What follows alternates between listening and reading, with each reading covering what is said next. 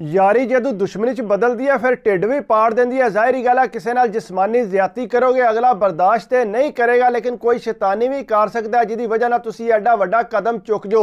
जवान सी इत्थे बाहर सैट आया बहुत ज़्यादा, वो चाहता सी कि मैं अपने यार नूं इत्थे बाहर मंगाओ। उन्हें जनाब अपने कोलों पैसा ला के ते अपने यार नूं इत्थे बाहर मंगाया, जिस डेरे ते लैके आया। मुड़िया सारिआं दस्सिआ कि मेरा यार है, इहदे नाल कोई बंदा भी उल्टी फुलटी गल ना करे। उन्हें जनाब इक्को बैड है, दो इक्को बैड ते सोंदे सी। मुड़े ताके बड़े हसदे सी नालू कि यार ये किस तरह के तमाशे करते हैं। एक जो डेरे ते मुड़ा सी वो बड़ा शैतान आया, वो बार बार सारे दसदा कि यार इन्हें केड़ा ड्रामा लाया, अंदरों कुंडी ला लेंगे तो दोए जो इक्को कमरे च वड़े रहंदे ने। उन्हें जनाब करद्या करा उन्होंने दोवां नूं भड़काना शुरू करता। जिस बंदे ने अपने यार नूं बाहर मंगाया सी उन्होंने गल्लां सुणांदे सी। उन्हें जनाब एक दिन गुस्से च आके अपने यार नूं दो चार गल्लां कर गया। उन्होंने कहता कि गाल सुन यार, तू इत्थे घर च आंडी रोटी तू सही नहीं बनाता, रोटियां नहीं तू बनाता, टाइम ते काम करया कर डेरे ते। मैं तैनूं इत्थे लिआंदे आ, मेरी बेइज्जती होंदी है, मुड़े सारे मेरी बेइज्जती करते हैं, इन्ना पैसा ला के मैं तेनों यूरोप लिआंदे। उन्हें जवान ने जिसले सुनिया तो उन्होंने बड़ा गुस्सा लगा। ज़ाहिरी गल है उन्होंने बड़ा प्यार करता सी अपने यार नाल,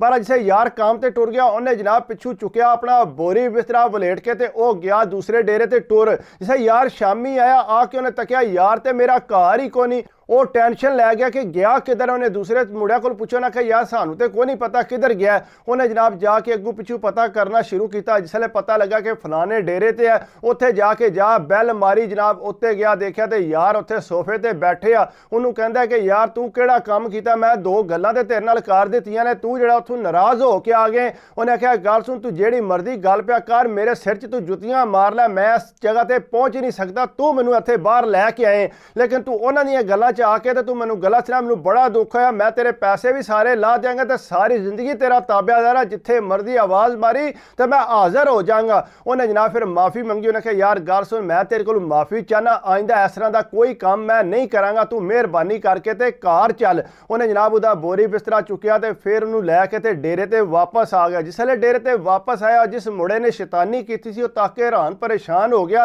ये फिर इन्हू फड़ के इत्थे डेरे ते ले आया। ज़ाहिरी गल है सारे सड़दे सी कि दो इकट्ठे रोटी छोटी खाते हैं, इन्ना प्यार है इन्हां च। छुट्टी वाले दिन भी सारा दिन इकट्ठे रहते हैं, किसी होर नाल शामिल नहीं करते। लेकिन उन्होंने ज़ाहिरी गल है जो मुड़े शैतान होंदे ने उन्होंने तो गुस्सा आंदा है। बहरहाल वो होया इंज के जनाब दोए राती सुते सी बड़े पुरसकून होके। उन्होंने तो पता कौन सी जिस जवान ने उन्होंने मंगाया सी ना, उसकी अचानक अख खुली तो उन्हें देखा उसकी बैक साइड जो शलवार है वो गिली हुई, इंज लगता सी किसी ने उसदे नाल ज्यादती की है। अगू जिसले जवान ने लैट पाल के तकिया अपने यार आलू तो उसकी जी है शलवार अगली साइड तो गिली हुई सी। उन्होंने जनाब वट चढ़ गया। उन्होंने यह लगा कि मेरे यार ने जड़ा मेरे नाल एक गेम पा दी है। वो जनाब उठिया तो उठ के उन्होंने चंडा मारियां शुरू हो गया, तेरी भैन नूं फलां ढी कीता कि तू मेरे नाल राती ज्यादती कर दी है। उन्हें आख्या होया कि मैं तेरे नाल केड़ी ज्यादती की। उन्हें इसलिए अपने हथ मारिया, उन्हें देखा वो भी गिला होया सी। उन्हें कसम अल्लाह दी मैनूं कोई पता नहीं होया की है। अगू सारे डेरे दे मुड़े उठ के आ गए। उन्हें जनाब रोला पा दिता। उन्हें आख्या इन्हें मेरे नाल ज्यादती की है, मैं इन्हूं इत्थे लैके आया तो यह हुण बगैरतियां पिया करदा है।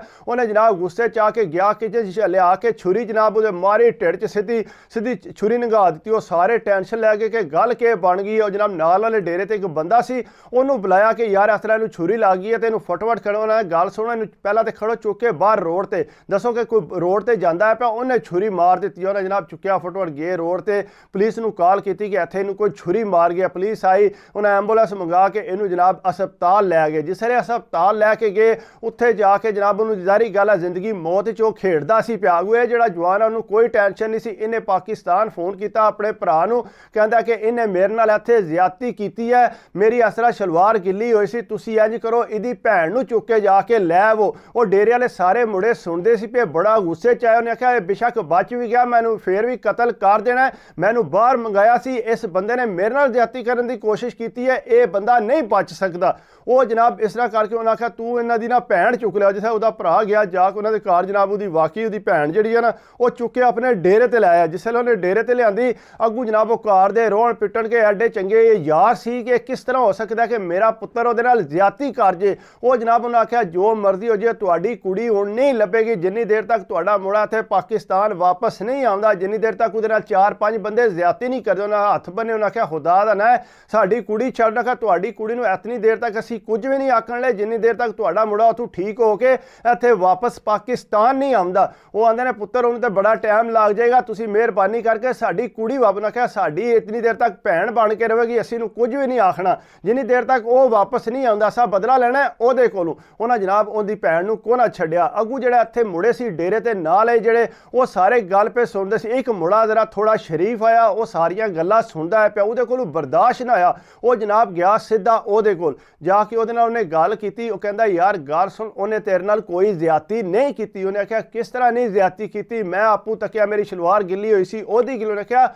ਉਹਨੇ ਕੋਈ ਕੰਮ ਨਹੀਂ ਪਾਇਆ ਤੇਰੇ ਨਾਲ ਕੰਮ ਪਾਇਆ ਜਿਹੜਾ ਸਾਡੇ ਡੇਰੇ ਤੇ ਆ ਮੁੜਾ ਰਹਿੰਦਾ, ਇਹਨੇ ਬਗੈਰਤੀ ਕੀਤੀ ਹੈ। ਮੈਨੂੰ ਪਤਾ ਹੈ ਇਹ ਬੰਦਾ ਜਿਹੜਾ ਜਾ ਕੇ ਬਾਹਰੋਂ ਗੂੰਦ ਲੈ ਕੇ ਆਇਆ ਸੀ, ਤੇ ਗੂੰਦ ਆ ਕੇ ਉਹਨੇ ਤੇਰੀ ਸ਼ਲਵਾਰ ਤੇ ਵੀ ਸੱਟੀ ਸੀ ਤੇ ਉਹਦੀ ਸ਼ਲਵਾਰ ਤੇ ਵੀ ਸੱਟੀ ਸੀ, ਤੇ ਮੈਨੂੰ ਇਸ ਗੱਲ ਦਾ ਪਤਾ ਸੀ। ਮੇਰੇ ਅੱਗੇ ਹੱਥ ਜੋੜ ਕੇ ਉਹਨੇ ਆਖਿਆ ਸੀ ਕਿ ਯਾਰ ਤੂੰ ਕਿਸੇ ਅੱਗੇ ਨਾ ਲਵੇ। ਜਿਸ ਵੇਲੇ ਜਵਾਨ ਨੂੰ ਪਤਾ ਲੱਗਾ ਉਹਨੂੰ ਤੇ ਜਨਾਬ ਵਾਟੀ ਚੜ ਕੇ ਉਹਨੇ ਕਿਹਾ ਇਸ ਬਗੈਰਤ ਨੇ ਕੰਮ ਕੀਤਾ। ਉਹ ਜਨਾਬ ਜਿਸ ਵੇਲੇ ਉਹ ਡੇਰੇ ਤੇ ਆਇਆ ਉਹਨੂੰ ਜਨਾਬ ਉਹਨੇ ਦੇ ਛੁਰੀ ਕੱਢ ਮਾਰੀ। ਉਹਨੇ ਕਿਹਾ ਤੇਰੀ ਮੈਂ ਭੈਣ ਦੀ ਇੰਜ ਕੀਤਾ ਕਿ ਤੂੰ ਜਿਹੜਾ ਮੇਰੇ ਯਾਰ ਨੂੰ ਛੁਰੀ ਮਰਵਾ ਦਿੱਤੀ ਹੈ, ਮੈਂ ਤਾਂ ਤੈਨੂੰ ਨਹੀਂ ਛੱਡਣਾ। ਪਰ ਉਹਨੂੰ ਛੁਰੀ ਲੱਗੀ, ਥੋੜੀ ਬਹੁਤ ਲੱਗੀ ਉਹਨੂੰ ਲੈ ਕੇ ਗਏ ਹਸਪਤਾਲ, ਲੇਕਿਨ ਉਹ ਠੀਕ ਹੋ ਗਿਆ। ਯਾਰ ਉਹਦਾ ਕਾਫੀ ਸੀਰੀਅਸ ਹੈ। ਜਵਾਨ ਉੱਥੇ ਗਿਆ, ਹਸਪਤਾਲ ਜਾ ਕੇ ਬੈਠਾ ਰਿਹਾ। ਜਿਸੇ ਯਾਰ ਨੂੰ ਹੋਸ਼ ਆਈ, ਉਸ ਤੋਂ ਬਾਅਦ ਉਹਦੀ ਭੈਣ ਨੂੰ ਜਿਸ ਵੇਲੇ ਉੱਥੇ ਖੜੇ ਅਸੀਂ ਨੇ ਉਹਨੂੰ ਆਖਿਆ ਕਿ ਛੱਡ ਦਿਓ, ਇਹਦੀ ਗਲਤੀ ਕੋਈ ਨਹੀਂ ਹੈ। ਉਹ ਜਿਸ ਵੇਲੇ ਉਹਨਾਂ ਛੱਡ ਦਿੱਤਾ, ਘਰ ਆਈ। ਜ਼ਾਹਿਰੀ ਗੱਲ ਹੈ ਘਰ ਦੇ ਸ਼ਰਮਿੰਦਾ ਸੀ, ਹਰ ਬੰਦੇ ਨੂੰ ਪਤਾ ਲੱਗ ਗਿਆ ਸੀ ਕਿ ਫਲਾਣਿਆਂ ਨੇ ਇਹਨਾਂ ਦੀ ਕੁੜੀ ਚੁੱਕ ਖੜੀ ਹੈ। ਅੱਗੂ ਜਿਹੜਾ ਯਾਰ ਹੈ ਉਹ ਬੜਾ ਪਰੇਸ਼ਾਨ ਸੀ ਕਿ ਹੋਇਆ ਕੀ ਹੈ ਇੱਥੇ, ਮੈਂ ਤੇ ਇਹਦੇ ਨਾਲ ਕੀਤਾ ਕੁਝ ਨਹੀਂ। ਜਿਸ ਵੇਲੇ ਉਹਨੇ ਦੱਸਿਆ ਕਿ ਯਾਰ ਇਸ ਤਰ੍ਹਾਂ ਮੈਨੂੰ ਸਾਰੀ ਗੱਲ ਦਾ ਪਤਾ ਲੱਗ ਗਿਆ ਤੇ ਮੈਂ ਉਹਨੂੰ ਵੀ ਛੁਰੀ ਦੇ ਮਾਰੀ ਹੈ,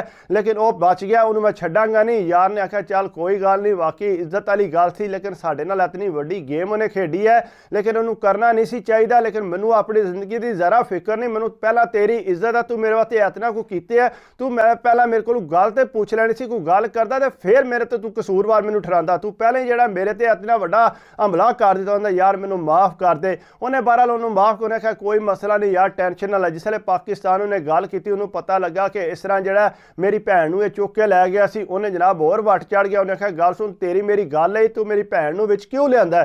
ਉਹਨੇ ਆਖਿਆ ਯਾਰ ਮੇਰੇ ਕੋਲੋਂ ਗਲਤੀ ਹੋ ਗਈ ਹੈ ਤੇ ਮੈਂ ਇਸ ਗਲਤੀ ਦਾ ਜਿਹੜਾ ਅਜ਼ਾਲਾ ਕਰਨਾ ਚਾਹੁੰਦਾ। ਉਹਨੇ ਜਨਾਬ ਜਾ ਕੇ ਉਹਨਾਂ ਕੋਲੋਂ ਮਾਫੀ ਮੰਗੀ, ਕਹਿੰਦਾ ਹਾਲਾ ਜੀ ਮੈਨੂੰ ਮਾਫ ਕਰ ਦਿਓ, ਮੈਂ ਜਿਹੜਾ ਨਾ ਇਹਦੇ ਨਾਲ ਸ਼ਾਦੀ ਕਰਨਾ ਚਾਹੁੰਦਾ ਕਿਉਂਕਿ ਗਲਤੀ ਸਾਡੀ ਹਾਲਾਂਕਿ ਚੰਗੀ ਵਡੇਰੀ ਸੀ ਉਹਦੇ ਨਾਲੋਂ। ਉਹਨੇ ਜਨਾਬ ਹਾਮੀ ਭਰ ਕੇ ਤੇ ਉਸ ਕੁੜੀ ਨਾਲ ਸ਼ਾਦੀ ਕਰਕੇ ਤੇ ਇੱਥੇ ਬਾਹਰ ਲੈਣ ਦਾ। ਲੇਕਿਨ ਉਹਨੇ ਆਪਣੇ ਯਾਰ ਨੂੰ ਆਖਿਆ ਕਿ ਹੁਣ ਅਸੀਂ ਇਕੱਠੇ ਨਹੀਂ ਰਵਾਂਗੇ ਕਿਉਂਕਿ ਸਾਡੇ ਘਰ ਦੇ ਵੀ ਕਹਿੰਦੇ ਨੇ ਕਿ ਪੁੱਤਰ ਤੁਹਾਡਾ ਇਕੱਠਿਆ ਰਹਿਣਾ ਠੀਕ ਨਹੀਂ ਹੈ, ਕਿ ਤੁਹਾਨੂੰ ਜਿਹੜੀ ਹੈ ਨਜ਼ਰ ਲੱਗ ਗਈ ਹੈ, ਜਿਹੜੇ ਬੰਦੇ ਨੇ ਤੁਹਾਨੂੰ ਇਕੱਠਿਆ ਤੱਕ ਨਹੀਂ ਸਕਦੇ।